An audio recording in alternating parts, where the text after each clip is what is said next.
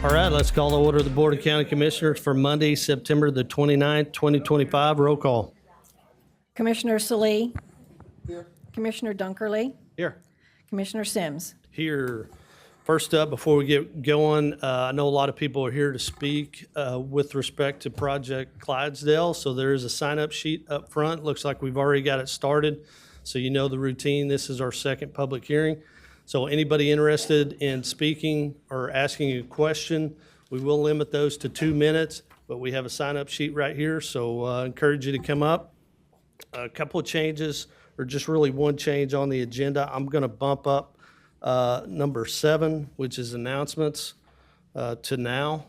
That way our directors can get back to work if they need to get back to work. Any announcements? Alex, engineering?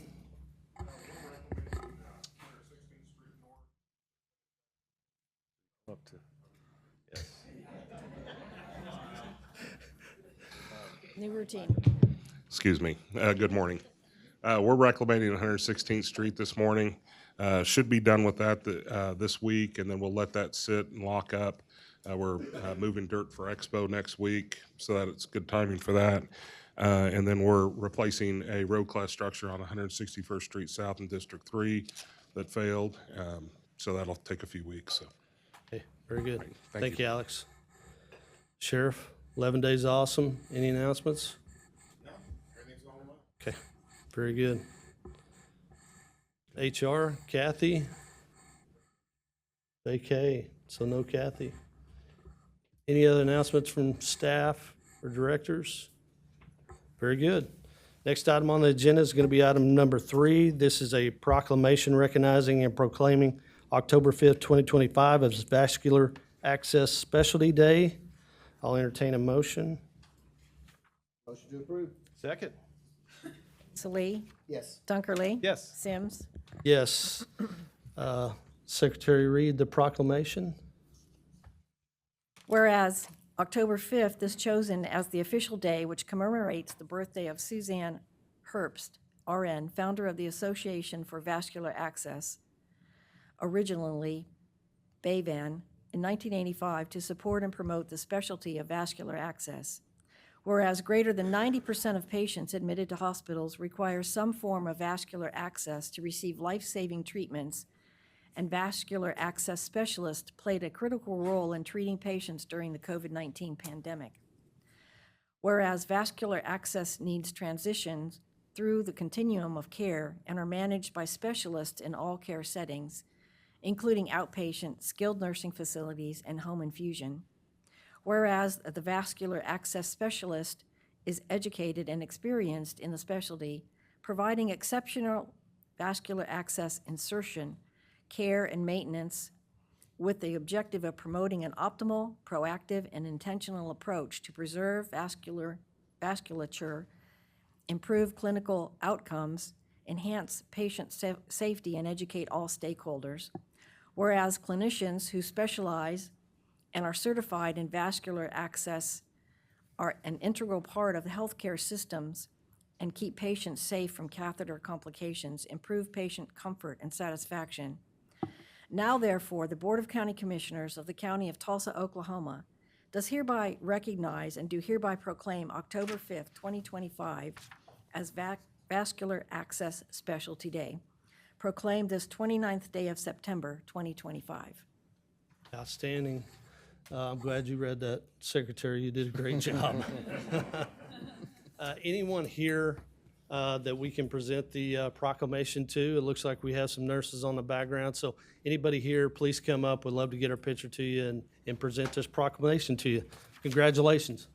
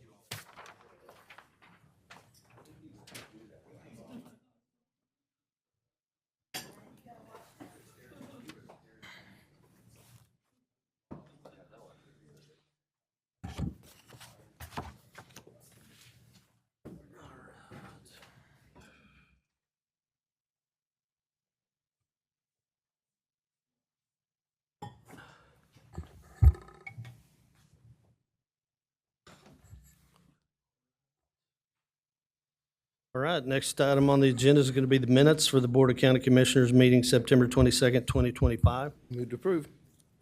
Second. Salee. Yes. Dunkerly. Yes. Sims. Next up, item 5, unfinished business. Let's step through these. First up is bid awards and recommendations. This is Parks Request 1 and 2, I think to defer. Motion to defer 1 and 2. Second. Salee. Yes. Dunkerly. Yes. Sims. Yes. Next item B is amendments. This is 1 and 2. Motion to approve the amendments? Second the motion. Salee. Yes. Dunkerly. Yes. Sims. Yes. Item C, this will be the public hearing regarding the proposed project Clydesdale Economic Development Project Plan and its 4 supporting incentive districts for the purpose of giving members of the public an opportunity to be heard prior to any vote on a proposed project plan and incentive districts. This is the second and final public hearing. Again, we have a sign-up sheet here. I'll entertain a motion. Motion to go into public hearing. Second. Salee. Yes. Dunkerly. Yes. Sims. Yes. Deputy Chief. Sarah Gray, first up.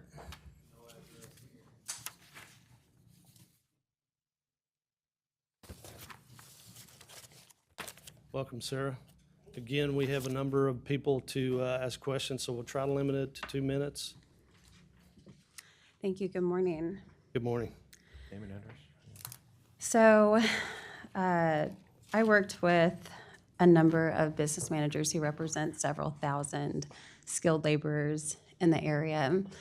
What we were trying to accomplish was pretty simple. We were looking for a basic commitment from the developer to include a promise within this tax incentive agreement to hire some percentage of local people, to put in a good faith effort to hire local people. Not saying that if they didn't hit the very low percentage that we were asking for, they were going to be penalized at a house and home. It was just saying that we want a good faith effort to hire local people for this project to be included in the tax incentive agreement. Local folks are going to be paying for the property taxes for this development for 25 years on a rolling basis from the time that each of these districts begin development. I think it's pretty fair to ask that we include within that tax incentive agreement a commitment to hire local people. Unfortunately, we were outmaneuvered, not just by those folks, by INCOG, by local government, which is not something that instills a whole lot of faith in the process and in the local government that is supposed to serve the local people. But like we heard at TTC, Tulsa Tech, there are other ways to ensure that the promises that were made to our faces are carried out, whether through permits, licenses. Those are things that we are going to expect to be honored, and we're going to expect for our county government, who is locking local taxpayers into paying these property taxes for 25 plus years, to be committed to monitoring whether or not they are actually fulfilling those promises. And we expect for that accountability to come through permits, licenses. We think it was a really fair ask to say that you're going to try to hire at least 30% of the construction hours for local people, 20% for local apprentices. Yeah, it was a very frustrating process, as you can imagine, for these folks who work real hard and just want to work on the jobs that our taxes are paying for. But as you know, like if the government ever shows up and says, I'm the government, you can trust me, you probably have some more questions to ask. When we have folks come from out of town and say, just trust us, and they don't define what good faith means, it's fair for us to say, show us that we can trust you by putting your promises in writing. We know that, of course, you don't have the consent of all 5 of the taxing entities yet. The library is still yet to meet this afternoon. So I'm not sure how we are voting right now on approving a tax incentive agreement that doesn't have the full consent of all the taxing entities. And I was told this is a legal gray area, which is another thing that I don't love to hear whenever our government is locking us into, again, rolling 25-year commitments for our taxpayers to fund their property taxes. But I guess I will leave that in your hands. Okay. Thank you. Thank you, Sarah. Thank you. Anyone from the developer that would like to respond to the labor concerns and questions?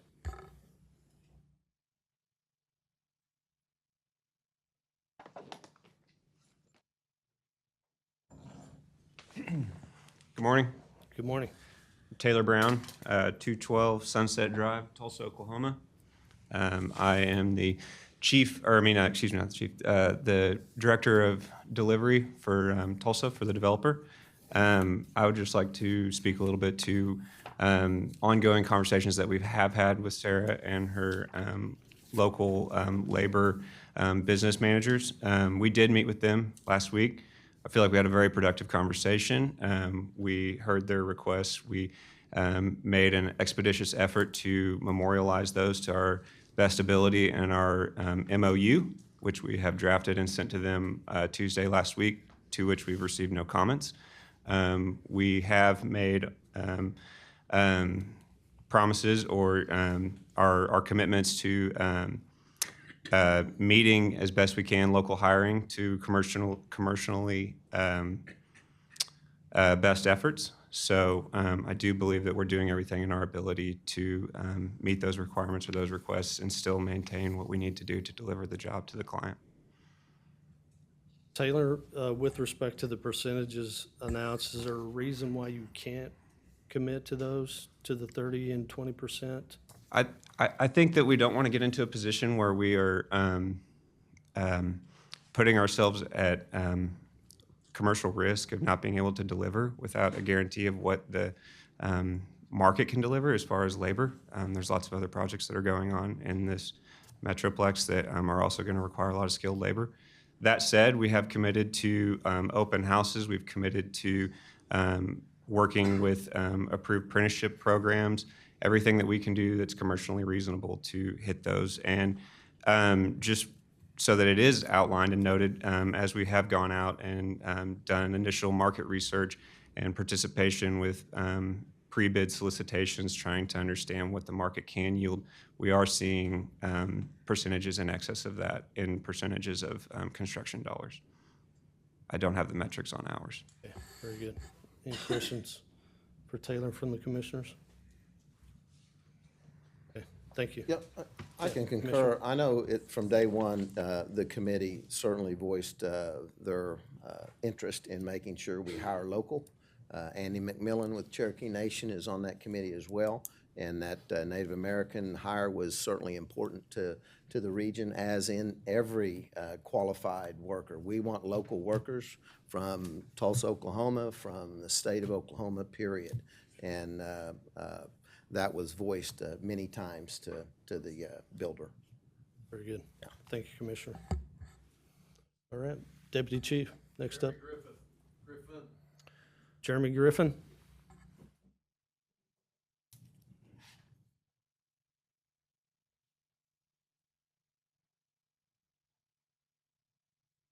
Welcome, Jeremy. Good morning. My name is Jeremy Griffin, 3866 South 98th East, just off of Mingo. I am a Tulsan. I am one of those representative construction industries leaders. We were part of their MOU process. I do appreciate that this is coming here. We want to see this work. Really do like it. We love it. We were here before you, fighting for this to be here. I understand the logistics that nobody wants any shackles. I can understand a business owner not wanting any restraints or restrictions to trying to build something. But you are asking the citizens to offer these folks 25 years, and then a new project starts, and then 25 years, and then a new part of the project starts in 25 years, going out and not setting any conditions. And it almost seems a little backwards to say, we'll try, but give us the tax incentive. I don't want to lash these folks down. I really do want to see this project. But I do not think that a 30% ask of local labor is a big deal. And for me, let me make this very concrete for you.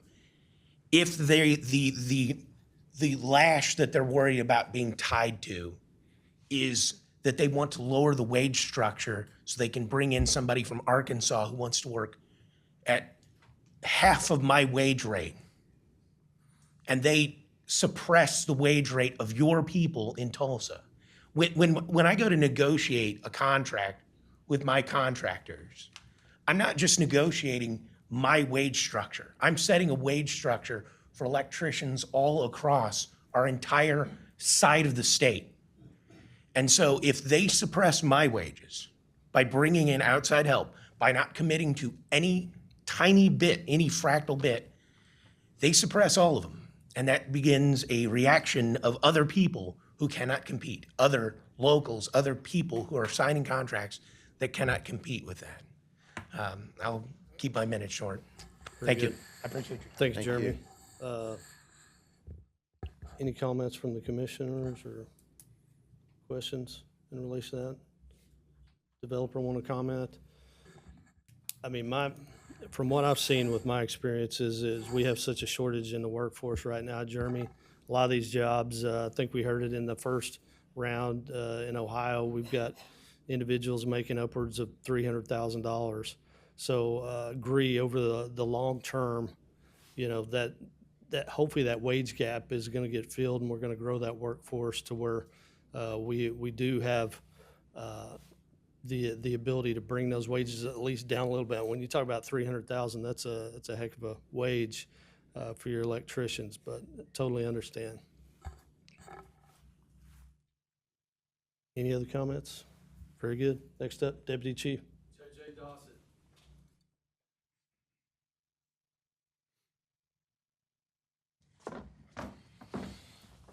Good morning, County Commissioners. Morning.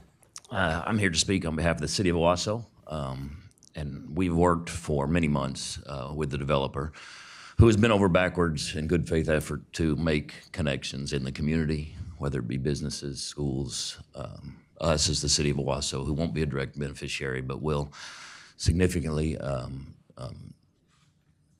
be impacted by this project in a positive way. So I just want to bring up to you that the developer has worked with everyone who has showed a willingness to have a discussion. So just from our point of view, City of Owasso, Community of Owasso, they're good faith partners in our experiences. Very good. Thank you, JJ. Thank you. Deputy Chief. Joe Hart. Joe Hart.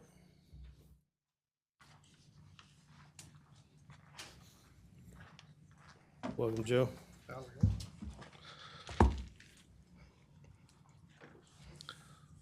Joe Hart, 2356 West New Orleans. First, I'd like to thank you guys for the opportunity to address the board this morning. Got some information back from you guys, which was greatly appreciated from the last meeting. The numbers that Bill provided, the developer is showing us revenue in whole dollars, but it's showing our losses in discounted dollars. That makes their side of the ledger look much stronger than it really is. We need both sides on the same basis for a fair comparison, so we're doing apples to apples. If we're going to look at the ad valorem dollars that we would get at a discounted rate, then we need to look at the payments you're making at a discounted rate. When I hear this comment about good faith, and I see this, I have to question, how good is that faith? When you discount the pilot and betterment payments at the same 8% rate they used on foregone taxes, the true value is only about $75 million over 25 years. Meanwhile, we're giving up millions. That's not balanced.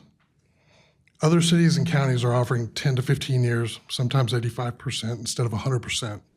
Why are we asked to go further than anyone else in the region with 25 years of full abatement?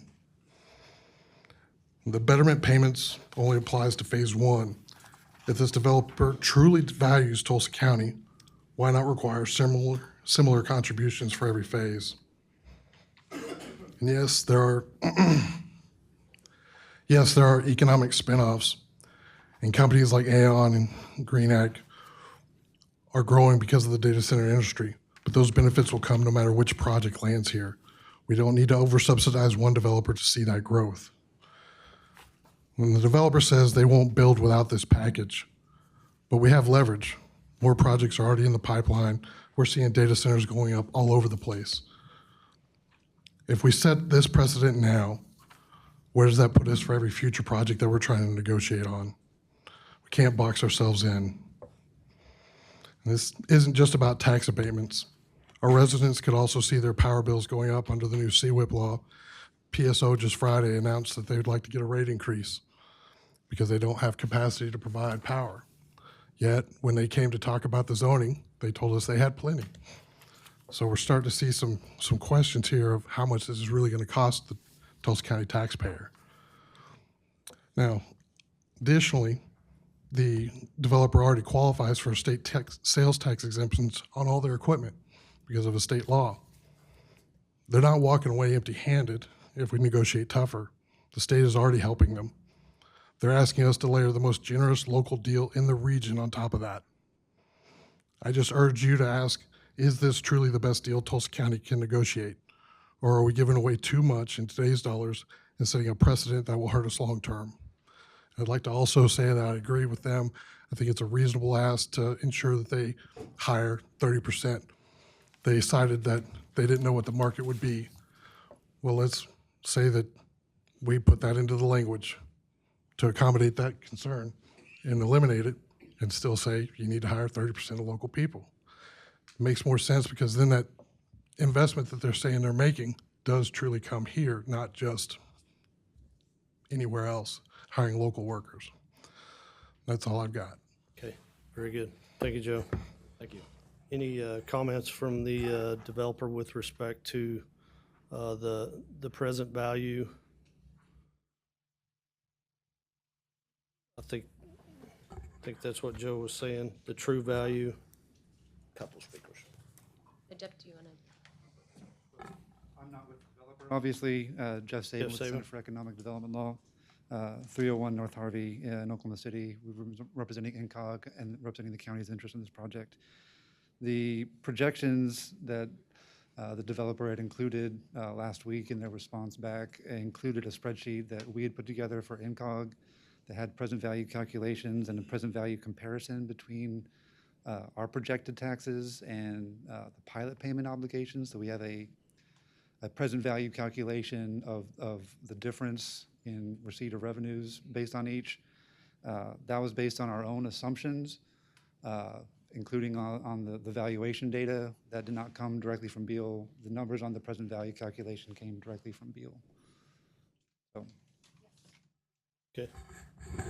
Lauren? Yeah, I'll just add, we, we can only just forecast what the TID revenues would be, and that's what went into that analysis. But I think a couple other things that we want to highlight is, there was months of work that went into this with taxing entities, the CFOs from those taxing entities, and comparing this to other deals, especially in Oklahoma. And where we landed was the strongest tax incentive deal for the county and for these taxing jurisdictions and the schools in the state of Oklahoma. And so I think, a lot of time and effort went into this.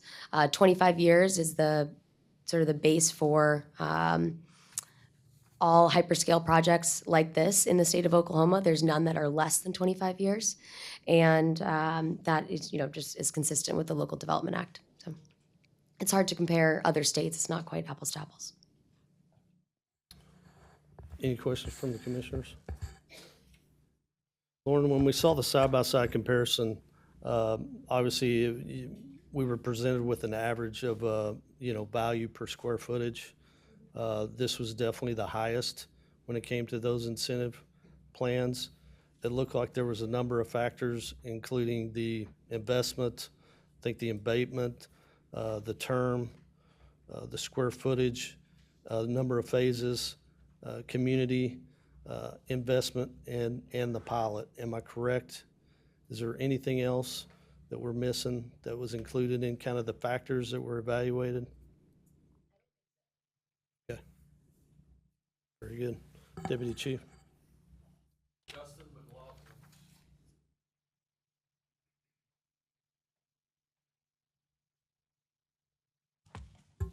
Welcome, Justin. Good morning, Commissioners. Thank you. Good morning, Justin. Justin McLaughlin, Executive Vice President and Chief Operating Officer with the Tulsa Regional Chamber. And we've been working on this project for over 9 months. And just on behalf of the Tulsa Regional Chamber, we express our continued support for Project Clydesdale. We believe that this represents a major opportunity to attract investment create quality jobs, and strengthen the economic foundation of our entire county.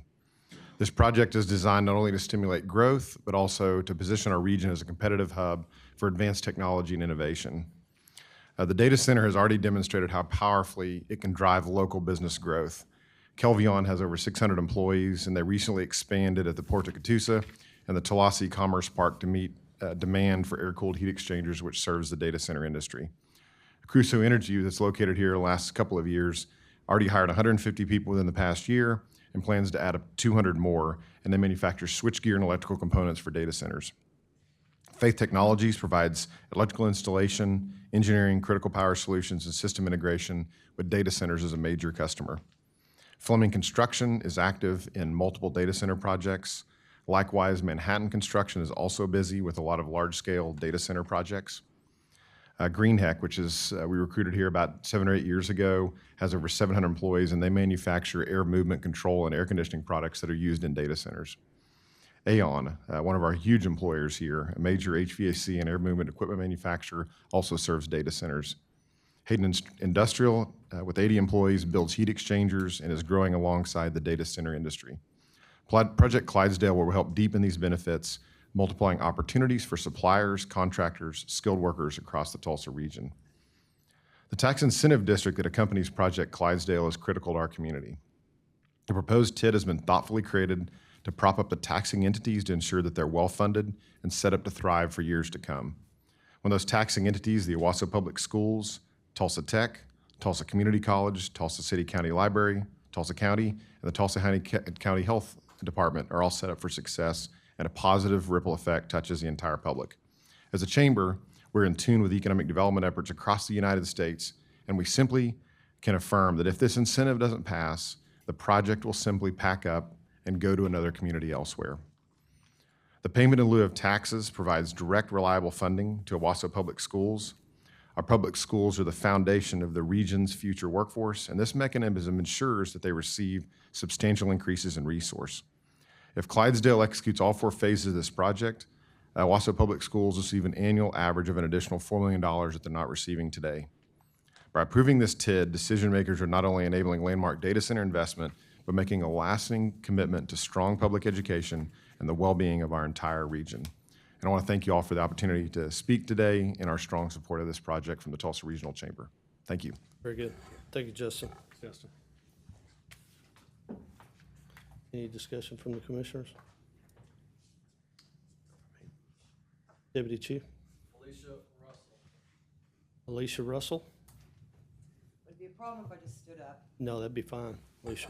One being left in my right knee brace. Whatever you need to do. If you need to grab the mic good. and sit down, you're good. I don't know if you can hear me or not. My voice We does can. not carry well. Yes, ma'am. Thank you. Thank you. I live in Sperry, Felicia Russell. I live in Sperry. I have been on the utility board there for over a year. We are part of a rural North Tulsa County area that is comprised of, in just my immediate area, 4 separate utility providers, and I want to know how we're going to ensure that Project Clydesdale's developers and end users are going to be good neighbors in the water business. I have seen projections of 5 million gallons of water per day used by one of these facilities. Sperry bills 3.5 million gallons of water per month in the summer. That's a lot of water. My calculations, that is 2.5% of Mohawk's treatment capacity per day. If we turn into Ashburn, Virginia, where's the water going to come from? Every data center like this that goes in, and this isn't Cherokee. This is an AI data center. It's a lot more water. It's a lot more use of utilities in general, but water's where we're focusing right now. Where's that water going to come from? We can't draw from Skytook. It's maxed out. We have 3 sources, Uchi, Spavinaw, Oologah, coming into Tulsa, and they say, oh, well, Washington Rural 3 is going to provide the water for Clydesdale project. They buy their water from Tulsa. We buy our water from Tulsa. Turley gets their water from Tulsa. And Tulsa serves a large rural area. And about every 2 weeks, it winds up like last Friday morning where I get to Tulsa. We don't have any water because Tulsa's main line feeding that area, the North Tulsa County area, has gone kaput again because it's over 80 years old.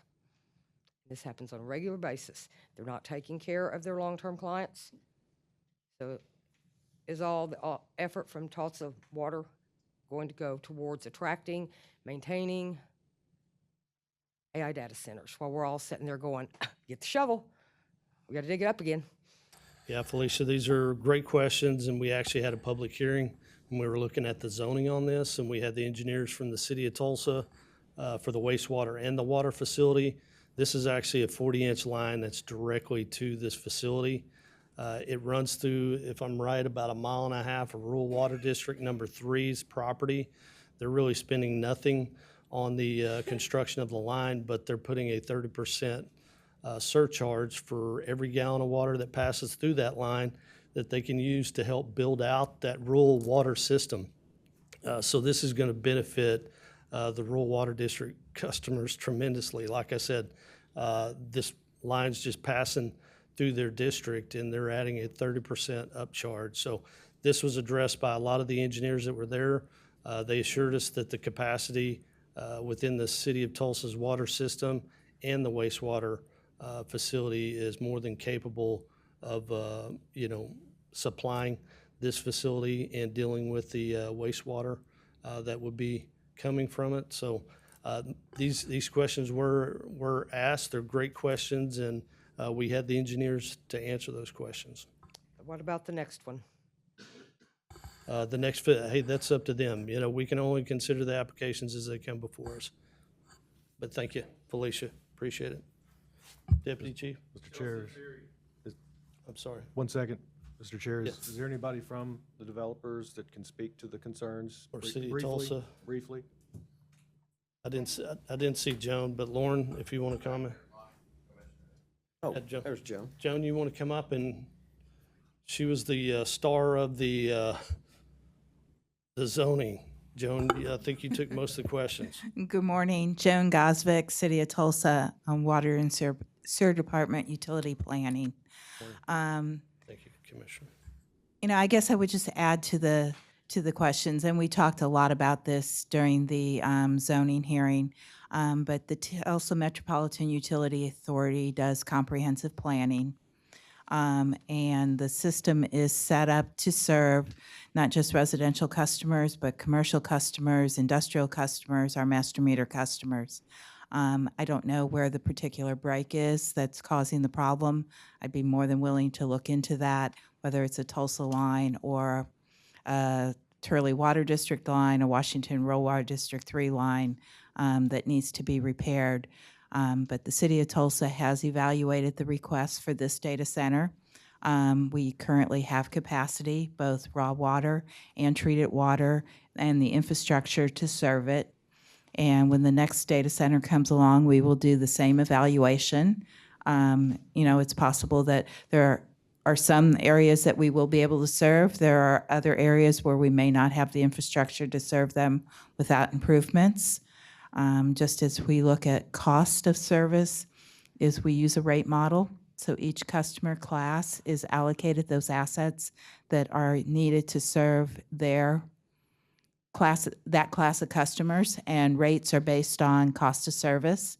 So just for example, as residential customers pay cost of service of the infrastructure that's needed for residential service, and industrial customers. So if we have improvements that are needed for industrial customer class, that would be allocated to that customer class. Thank you.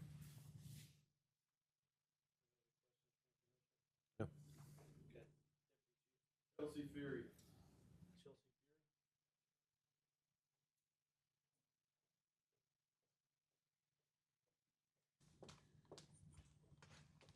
Welcome, Chelsea. Good morning, Commissioners. Morning. Thank you for having or allowing us to speak this morning. My name is Chelsea Fury. I'm the President and CEO of the Owasso Chamber of Commerce. So I'm just here to express support for the project and encourage you to support the project. My friend Justin mentioned that if the incentive doesn't get approved, then the project could pick up and go somewhere else. And I would add to that that the ripple effect would be detrimental to economic development prosperity for our future. So I would just ask you to please support this project. The developers have worked, as mentioned by my colleagues that have spoken today and in the past hearings, that the developers have worked tirelessly with all of us who have been involved in the process, and that we know that either we're going to benefit directly or indirectly from this. Not only will Owasso benefit from this project, but I would say that Tulsa County and all of the state of Oklahoma will benefit from this project. So I just ask you to please support Project Clydesdale. Thank you. Thank you. Thank you. Deputy Chief. Margaret Coates.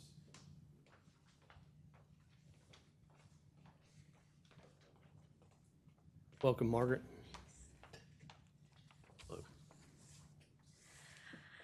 Good morning, and Good thank morning. you for allowing me to speak before you this morning. I'm Margaret Coates, Superintendent of Owasso Public Schools. And I'd like to talk to you about the opportunity that this project could mean for our students and community, not just in the near term, but for years to come. First, at its heart, this project represents opportunity. The financial impact alone would significantly expand the resources available to our schools. These additional funds would allow us to strengthen classroom instruction, keep our class sizes small, enhance technology, and provide even more of the tools our students need to succeed. Investments like this directly support our goal to love, challenge, and prepare every child for life after high school. Second, the data center itself can be a catalyst for education partnerships. Facilities like this often collaborate with schools to provide internships, mentorships, and hands-on learning experiences. By connecting students with careers in technology, engineering, and data sciences, we can give them a clear pathway from classroom learning to high-demand, high-wage careers. Third, Owasso Public Schools could leverage the presence of a global technology employer to inspire students. Guest lectures, site tours, and teacher professional development opportunities are just a few ways this project could strengthen the bridge between education and industry. Finally, this project would send a powerful message to our students that their community is investing in innovation and opportunity. It would show them that high-quality jobs and modern industries are not just found in faraway cities, but right here in their hometown. In closing, we are incredibly excited about the potential this project has to strengthen our schools, inspire our students, and uplift our community. Thank you for considering the many ways it will not only benefit the local economy, but also the future leaders sitting in our classrooms today. Thank you. Thank you. Thank you. Deputy Chief. Wes Mitchell.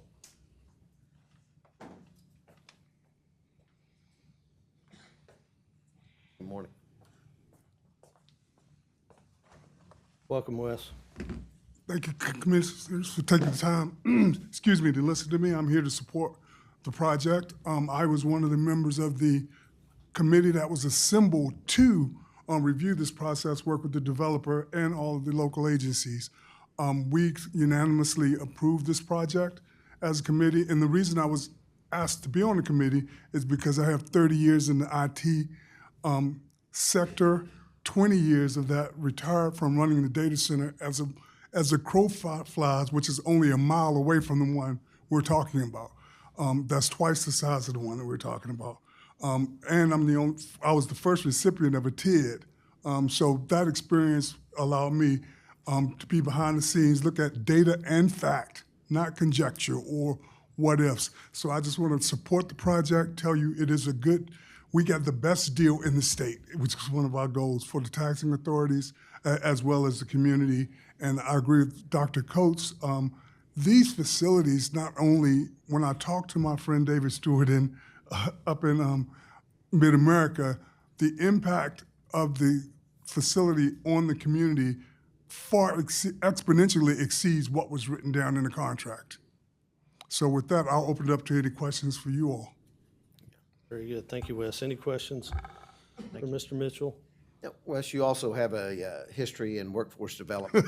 Yes. So don't shy away from that. Yes. Any comments on that? And then additionally, when we doubled the size of the data center a mile away, it provided hundreds of jobs for local folks. No one wants to bring in people from out of state. It just doesn't, unless the skills don't exist. Thank you. Very good. Thank you, Wes. Thank you. Deputy Chief. Susan O'Neill. Susan O'Neill. Welcome back, Susan. Thank you. One of my biggest concerns is that they are using how they have it divided, and I have to look for the exact term, is it incentive districts? I read through it this morning, and I want to make sure I'm using the correct terminology. Is it incentive districts? Yeah. That the incentive districts are almost artificially dividing the massive size of what this data center is going to be. So he can say what he said about the size of the data center, making it sound small, because what we're going to end up with is going to be massive. My husband's worked in data centers going back to Florifax in Tulsa, running cable when his mom worked there. He's worked for NSA in 3 different places in the United States and in Korea. I've had lunch off of data centers that are the size of this room. This data center is not going to be that size. When it's finished, this data center is going to be massive. When you look at the amount of water they're budgeting for, this data center is going to be massive. We have to look at it in its entirety, not the little individual things they're dividing it into. Because if you look at it as the separate individual ones, they're understandable. They're not that big a deal. If you look at it as an entirety, they budgeted for 7.5 million gallons of water a day. Have they talked about how much of that is going back into the sewer system every day? How much? They did. Joan, you want to answer that? I mean, these were questions, Susan, I thought we covered pretty well in our initial meeting. We did, I but believe you were at there's that a thing meeting. it came up since that point in time.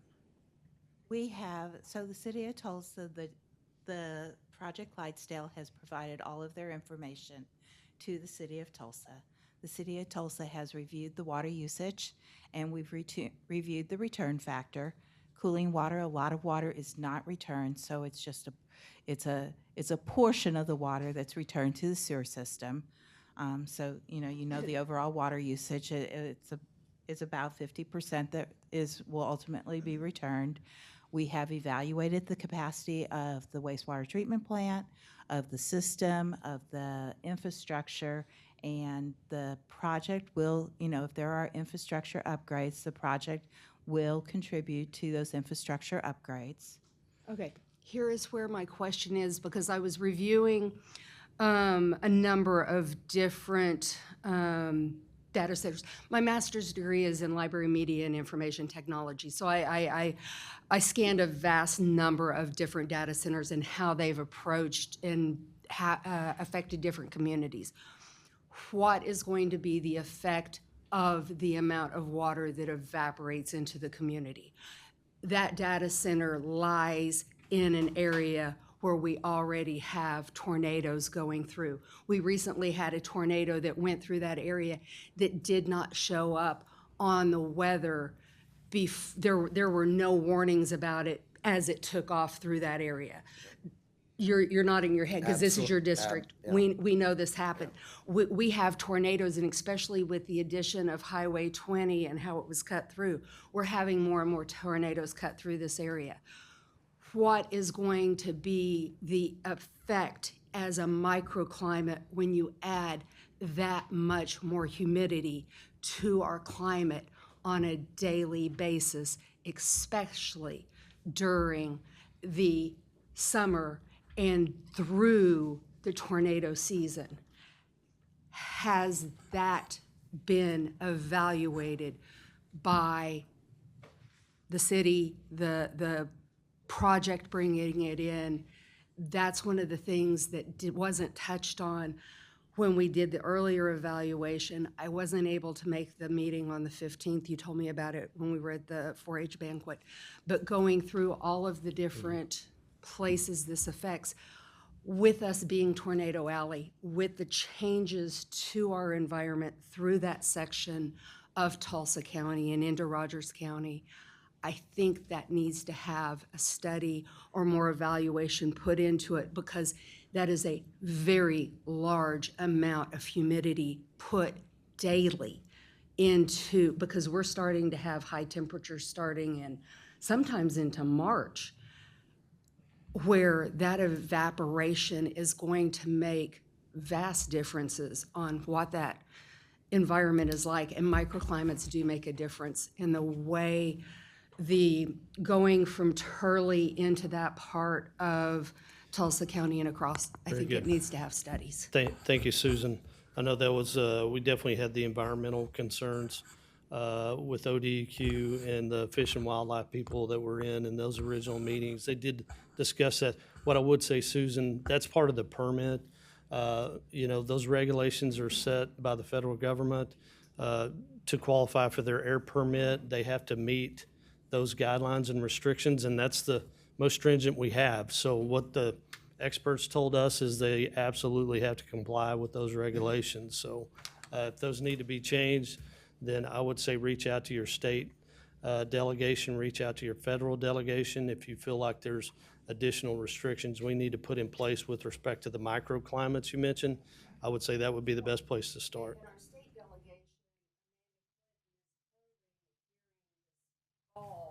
On looking at the effect of the data centers on Oklahoma.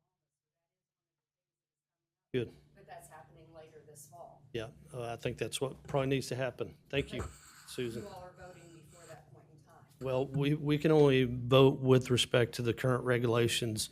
When people make an application, they're, you know, restricted to the guidelines we have set in place. So if the law needs to change, that's what it sounds like Representative Clinton's working on. So thank you. Deputy Chief. Nancy Murren. Nancy?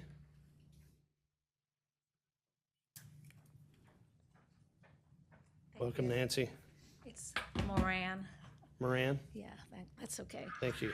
Yeah, this was kind of last minute, but I just felt like that I needed to just let people know that when we make decisions to use this amount of energy, we're increasing our reliance on fossil fuels, which are driving climate change. And that's nothing to sneeze at. We're seeing that energy companies are rolling back their climate goals. Cities are rolling back their climate goals. And, you know, we all are aware of the crazy weather that hits Tulsa with the heat, which kills more people than tornadoes do, actually. We see around the country the floods that are happening, the losses to communities, the displacement of people, and this is something that we're going to see more of. And I have no idea what kind of requirements are being asked of this data company to try to save energy, to use renewable energy, to reduce their water. But, you know, we can't place a high enough price on our children's future. I'm also concerned that, you know, in times of heat, that, you know, the companies may be called on to use more of the diesel-powered generators. Some of these places have hundreds of generators. Individually, these generators are not required to produce information, reports about the pollutants that they emit. And collectively, they emit a lot, and such as nitric oxides, PM2.5, all of these are related to asthma, cardiovascular lung disease. When we talk about the children who are going to benefit from the tax dollars, you know, the children in that neighborhood who will be exposed to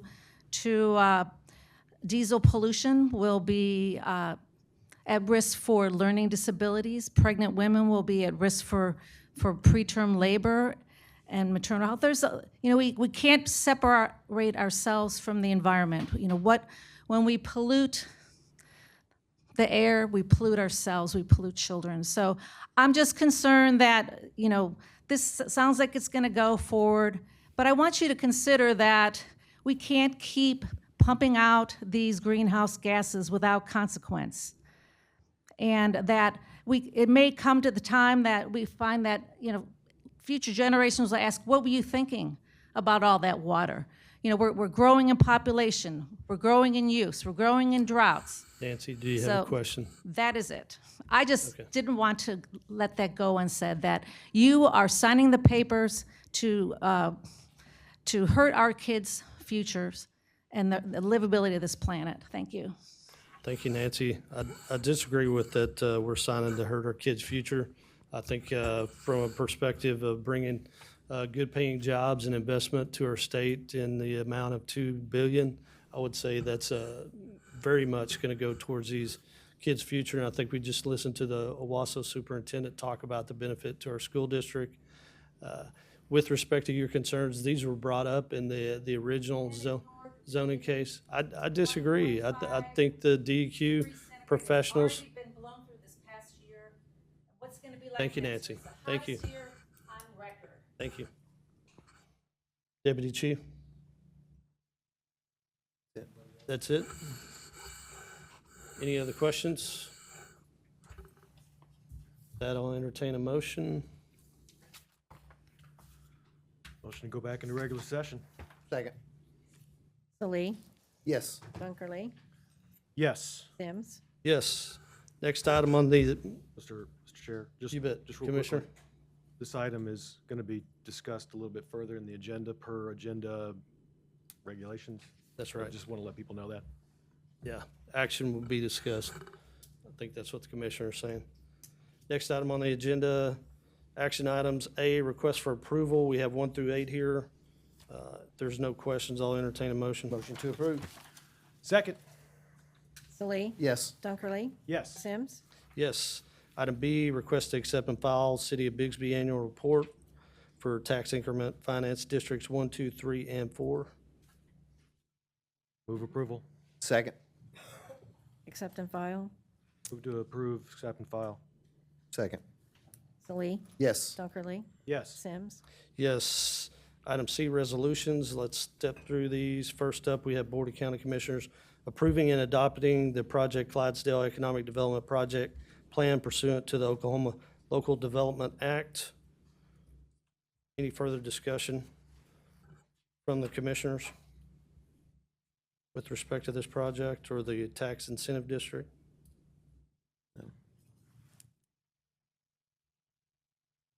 Did the commissioner have some comments on that? Commissioner?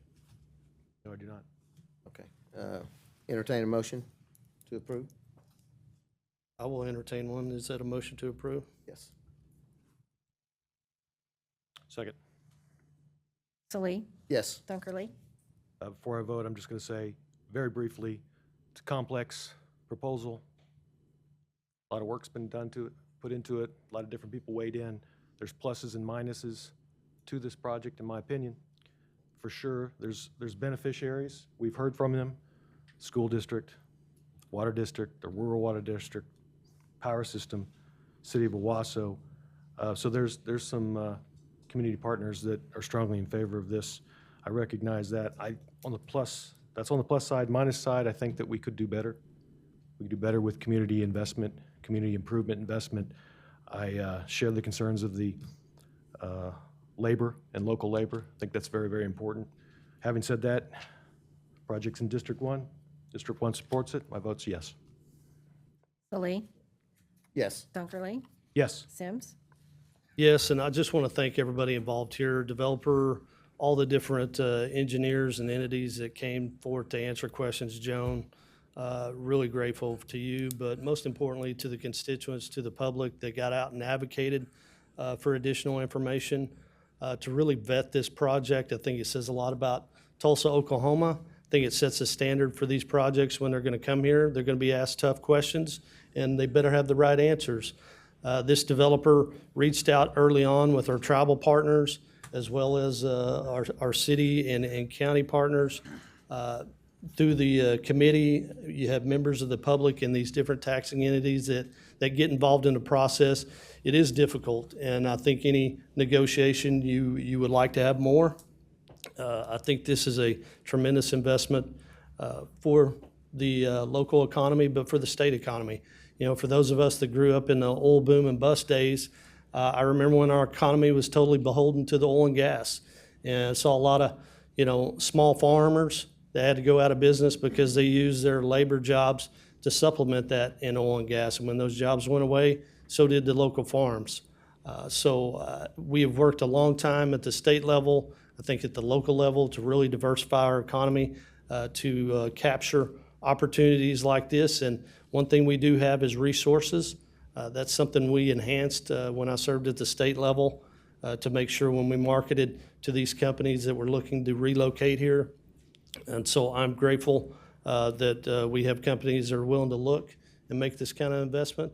But I also think we sent a message that we're going to ask some tough questions and we're going to vet these projects. So I thank you, county staff, that were involved in this as well. So thank you all. My vote is yes. Next up on the agenda is going to be number 2, engineers. This is ODOT pre-qualified engineering firm, Garver LLC. Move approval. Second. Salee. Yes. Dunkerley. Yes. Sims. Yes. Item D, agreements. We have 1 through 7. Entertain a motion. Move to approve. Second the motion. Salee. Yes. Dunkerley. Yes. Sims. Yes. Item E, notices to proceed. This is parks request 1 and 2. Move approval of item E. Second. Salee. Yes. Dunkerley. Yes. Sims. Yes. Item F, inventory resolutions 1 and 2. Move to approve. Second. Salee. Yes. Dunkerley. Yes. Sims. Yes. Item G, utility permits 1 and 2. We have Cox and 1 Gas. Motion to approve utility permits. Second. Salee. Yes. Dunkerley. Yes. Sims. Yes. Item H, travel and training 1 and 2, BOCC and HR. Move to approve. Second. Salee. Yes. Dunkerley. Yes. Sims. Yes. Item I, claims. Motion to pay the bills. Second. Salee. Yes. Dunkerley. Yes. Sims. Yes. Item J, payroll claims 1 and 2. Move approval. Yep. Second. Salee. Yes. Dunkerley. Yes. Sims. Yes. Item K, blanket purchase orders and emergency purchase orders. Move to approve. Second. Salee. Yes. Dunkerley. Yes. Sims. Yes. Item L, consideration approval of construction program payments 1A and B. Motion to approve the payments. Second. Salee. Yes. Dunkerley. Yes. Sims. Yes. Item M, juvenile detention home update report to accept and file for September 17th through the 24th, 2025. Director Parker, appreciate you hanging in there. I'm looking forward to a really good report like last time. Got it for you. All right. We'll just start out with the real good news. The Oklahoma Institute for Child Advocacy, their Public Servant Award, the John Hanson Public Servant Award, has been awarded to Penny Lewis, the assistant manager. So we're very proud, and she was recognized for the work that she's done since the commission has taken over the juvenile detention facility, and we're glad other people are noticing the work that she's put in on that. Fantastic. So, Great.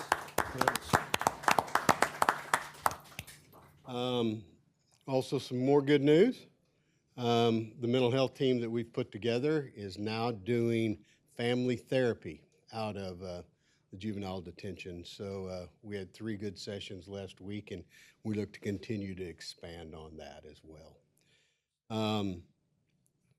Hiring, we had about a 50-50 week. So I won't bore you with those details. I'm just going to leave on the good note today.